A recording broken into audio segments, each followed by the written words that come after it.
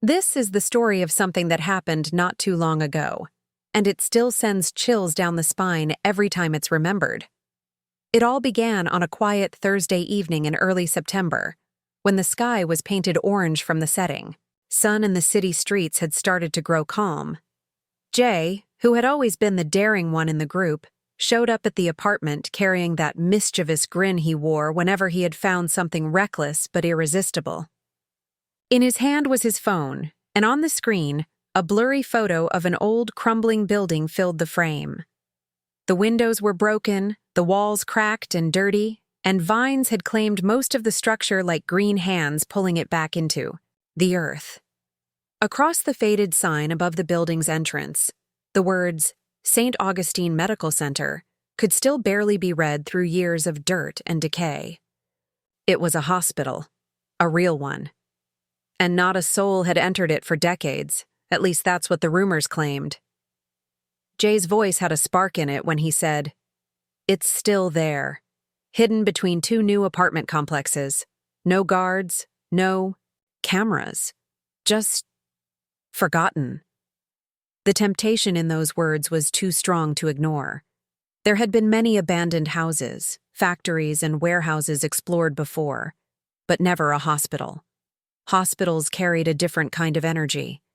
Quiet, cold, and filled with memories of both life and death. Rhea, who had always been fascinated by haunted places but terrified of them too, hesitated for only a second before nodding in agreement.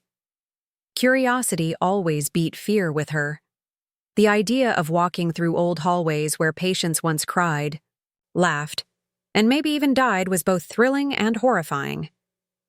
By 6:30, the group was ready. Each carried a flashlight, a power bank, and a small bag with snacks, water, and a few tools in case a door or window needed gentle persuading. The journey to the hospital wasn't far. It was just 15 minutes away, hidden between two tall buildings that looked newly built. It was strange how such a massive structure could be lost in plain sight, but somehow, people had learned to ignore it. Or maybe they chose to. When standing in front of it, the group could feel that odd heaviness in the air, the kind that warned people without using words. There was no gate that allowed entrance. The front was chained tight with thick rusted locks, and boards covered most of the windows. But Jay had done his homework. Around the side of the building, past some weeds and a broken fence, there was a wide hole in the wall where bricks had fallen inward, leaving enough space for a person to crawl through. That became the entrance. Inside, the air changed instantly. It was damp and thick, with the smell of old metal, dust, and something rotten hidden deep in the walls. The floor was littered with broken tiles, old syringes, and torn pages of medical files. Some areas still had hospital beds in place, rusted frames with torn mattresses that looked like they hadn't been touched in years. In one room, an old baby incubator sat quietly in a corner, cracked and empty. In another, a rusty wheelchair was turned toward a window, as if someone had once sat there, watching the outside world fade. The place was silent. Even footsteps seemed quieter, swallowed by the darkness. The first floor was unsettling, but manageable. The kind of eerie that tickled the back of the neck but didn't make anyone run. Graffiti covered some of the walls, some of it just random scribbles, but some messages stood out. Phrases like, "Don't go below," and "They never left," were painted in red, smeared like they had been done in a hurry. Rhea tried to laugh it off, saying it was just some teenagers trying to scare off others, but her voice didn't sound convincing. On the second floor, things got a little stranger. The group found old operating rooms with broken lights hanging. From the ceiling, surgical tools scattered on the floor, and bloodstains on some of the walls that looked too fresh to be ignored. One of the rooms still had medical charts hanging by the door, names and dates blurred with time. Jay took pictures while Rhea recorded short videos, but something felt off. The air was colder here, and the silence had deepened. It felt like the walls were listening. Eventually, near the far end of the second floor, they found a wide metal staircase that spiraled down into darkness. The sign above it read, Basement, staff only. There was no light down there, not even the faintest glow from the broken windows they had on the upper floors, just pitch black and cold air that seemed to rise from below.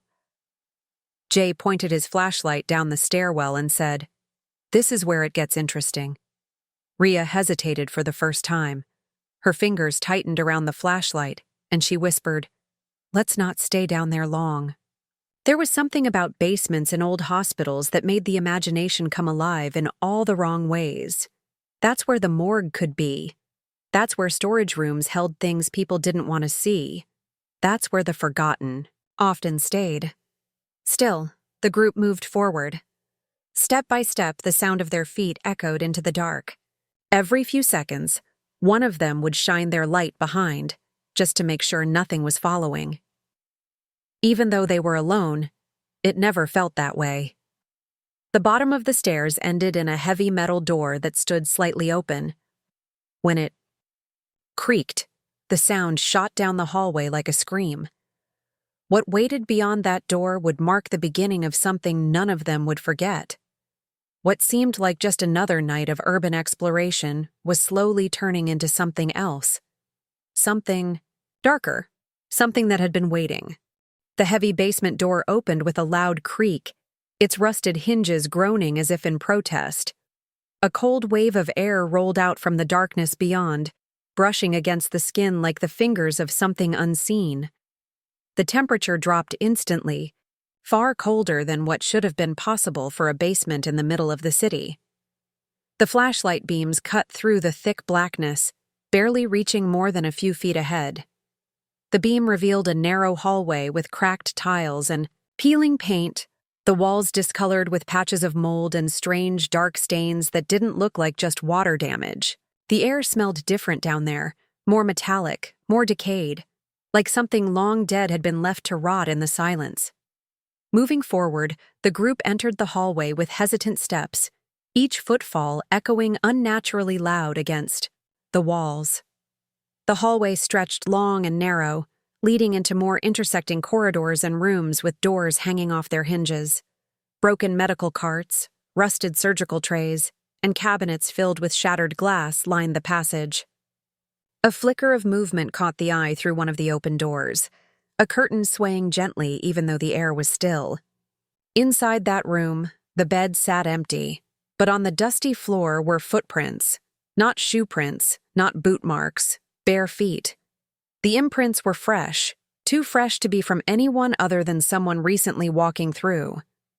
But no one had gone ahead, and there had been no signs of anyone else. Tension wrapped around the group like a thick rope. Not a word was spoken as eyes darted from wall to wall, door to door, shadows to corners. Every sound felt louder, sharper. A single drop of water falling from a pipe above echoed like a knock in the stillness. Then came the sound that made every hair stand on end, a cough. Not a clear, clean sound. This one came from deep in the throat, thick and wet, like lungs, drowning from inside. It came from further down the hallway, from one of the unseen rooms around the corner. The lights flickered. One flashlight dimmed for a second, and in that blink, something shifted in the darkness, a blur of movement, as though someone had passed just inches away. A cold breeze followed, though no vents or open windows existed to cause it. Panic began to crawl under the skin. Whispers of fear passed unspoken between glances. Thoughts raced silently. Who coughed? Who walked barefoot in dust that had not been disturbed for decades? Further exploration led to a corridor that twisted unnaturally, like it wasn't meant to be part of the original design. It had no lights, no emergency signs, and no exit markers. Everything about it felt wrong, as if it had been added later, as if it was never meant to be found. Still, the feet moved forward, drawn by a mix of fear and fascination. Then, without warning, the path behind disappeared. Where there should have been the staircase and the door they had entered through, there now stood a solid concrete wall. No cracks, no seams, no sign that an opening had ever existed. Panic flared. The lights darted wildly across the walls, searching for any sign of the way out. Nothing. Just the long corridor ahead and the suffocating silence that filled it. A low sound broke the quiet again. A soft, rhythmic squeak, faint but steady. The sound of wheels, not fast ones. Slow, deliberate, the kind made by an old hospital wheelchair. A light turned back and caught sight of something rolling out from one of the rooms. An old gurney, a hospital bed with its mattress barely intact, was moving across the hallway, as though being pushed. But there was no one behind it. No hands, guiding it. Yet the bed moved, steady and slow, as if following a path known only to it. The sheets covering the bed were pressed down in the center, creased and heavy, as if an invisible body lay beneath them. The frame creaked with the sound of weight, but no figure could be seen. The gurney rolled quietly across the hallway and into another dark room. The moment it crossed the doorway, the door slammed shut with a deafening bang that echoed down the corridor. Heartbeats raced. Breaths became shallow. Hands shook. One of them rushed to the door, grabbed the handle and pulled, but it would not budge. The lock held firm. No one had touched the lock. No one had keys. Yet the door felt as if it had been sealed for years. Then came a new sound, softer than the rest. A footstep, then another. From the far end of the hallway stood a figure, barely visible at first. It was tall, gaunt, with limbs too long and joints too sharp. It wore what looked like a hospital gown, faded and stained. The figure's head tilted unnaturally to the side, as if its neck had once been broken but never healed. Right, its face couldn't be seen. The shadows hid everything but the glint of eyes reflecting the flashlight beam, motionless, but full of something dark. The figure began to walk, slowly, deliberately. Step by step, the sound of bare feet against tile grew louder than it should have been. The hallway wasn't that long, but the steps seemed endless, as if time had slowed to stretch every second into terror. Panic turned into action. Hands pounded on walls, pushing, pulling, searching for cracks or hidden openings. The way back remained sealed. No windows, no vents. Just one long hallway with a slow-moving figure coming closer with every breath. Then, without any signal, without any sound, every flashlight cut out. Total darkness swallowed everything. No vision, no sense of direction, just the echoing footsteps. Closer, louder, until they stopped.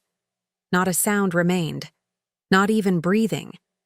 The cold air stood still like death itself had paused to listen. That moment stretched on, impossible to measure. Time lost meaning. There was no light, no sound, no exit. Just blackness pressing down like a weight. And then, something impossible happened. Morning came. Light returned. The group was no longer in the basement. No longer underground. Lying, outside the hospital grounds, just feet from the broken hole in the wall, covered in dust and dirt, but unharmed. The hospital still stood in the morning light, but only for a moment. Upon returning to the site later that day, the entire building was gone. Not destroyed, not demolished, just vanished. In its place stood an empty lot with new construction boards and a sign announcing future development. No one remembered a hospital ever being there. No maps showed it. Even the photos taken from the night before had turned black. Corrupted, erased. It was as if the place had pulled itself out of time after being disturbed. And whatever had walked those basement halls had returned to waiting, hidden once again in a darkness where no light dares enter. The morning after the strange events in the abandoned hospital, everything seemed to return to normal. Or at least, that's what it appeared to be. The sun rose as usual, and the city, always bustling with life, carried on without any hint of the bizarre horror that had unfolded just hours before. The group of friends tried to brush off the terrifying experience. It had been nothing more than an odd, unexplainable adventure, they told themselves. The vanishing of the building seemed too impossible to believe, like a trick of the mind or an illusion created by the darkness. They made plans to meet at Jay's apartment, intending to talk about the strange night. Maybe laugh it off, share a drink, and move on.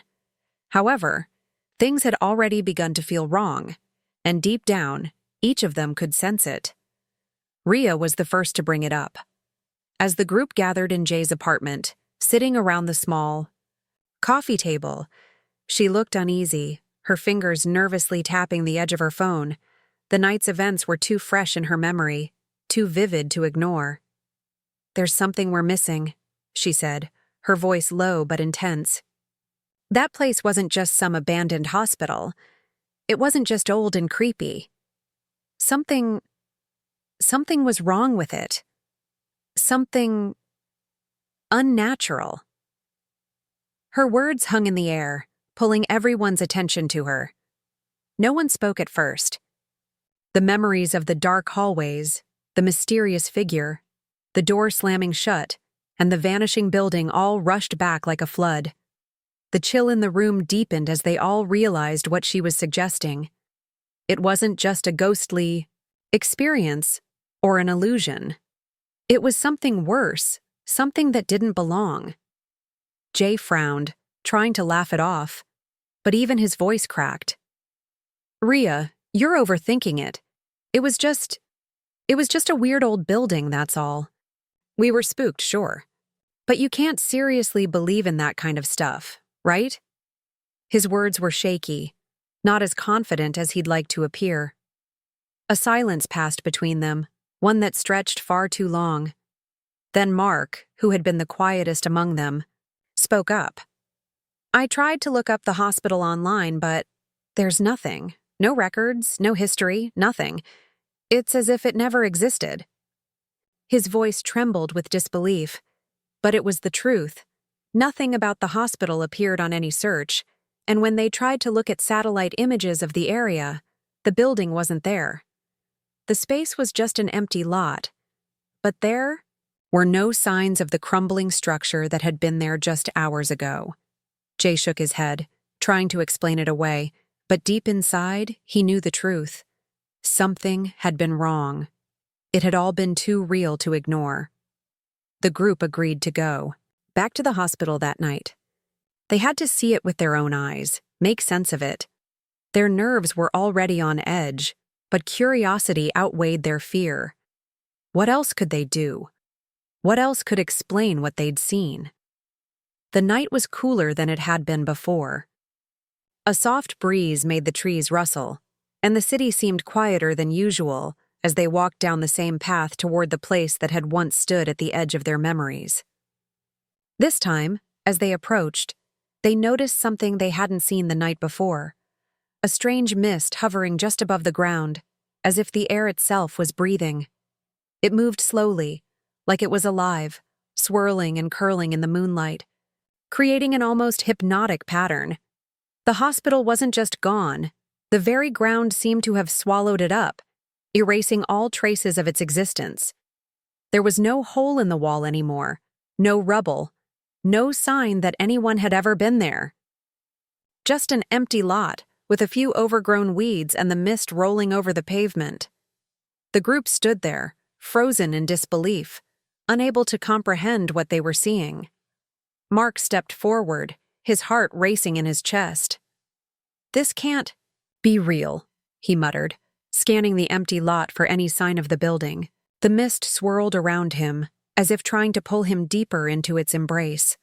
The others stayed back, unsure of what to do. There was no way to explain this. The hospital, the darkness, the figure, they had all been real. And yet, now, it was as if the building had never existed at all. Then came a noise from within the mist, a soft, distant whisper, so faint it could have been imagined. But it wasn't. The whisper grew louder, clearer, until it became undeniable. It wasn't just a whisper. It was a voice from deep within the fog, speaking words that no one could understand, as if they came from a place beyond the living. The sound was terrifying, chilling, like it was trying to claw its way into their minds.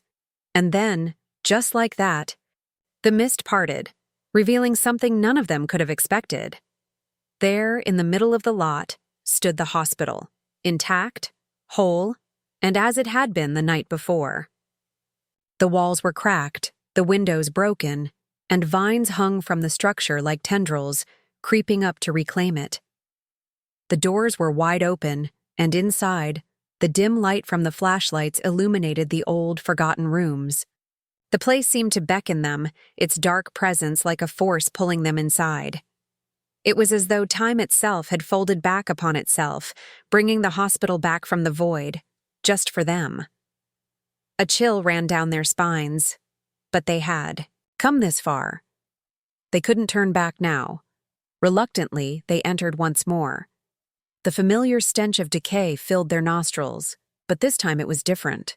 The air was thicker, heavier, like the place had grown more oppressive. The floors creaked underfoot, and the cold seemed to seep deeper into their bones. They ventured deeper into the building, the flashlight beams casting long, distorted shadows. Across the cracked walls, the sound of their footsteps echoed in the silence, and the whispers, faint but persistent, seemed to follow them, like a presence moving just out of sight. They reached the same staircase they had descended the night before, and this time it was different. The air around them grew colder, and the lights above flickered ominously. The darkness below seemed deeper than before, an endless void that promised no return. But they had no choice. They had come to find answers, to confront whatever lay hidden in the bowels of this place. As they descended the stairs, the whispers grew louder, more insistent. The air grew thicker, heavier, until it felt suffocating. At the bottom of the stairs, a figure stood waiting. A tall, gaunt figure in a hospital gown, just like before. But this time, it wasn't a shadow in the distance. This time, it was right, in front of them. Its eyes glowed with an unnatural light, its face hidden in shadow. The air was electric with tension, and they could feel the weight of its presence pressing down on them, suffocating them. Time seemed to stop. And then, in a voice that wasn't a voice at all but a low, resonant hum, the figure spoke. "You should never have come back." The words didn't just sound in their ears. They seemed to reverberate in their skulls, in their minds, in their very souls. The presence of the figure was suffocating, and the building itself seemed to pulse with a strange energy, like it was alive. The hospital had never been abandoned. It had been waiting for them.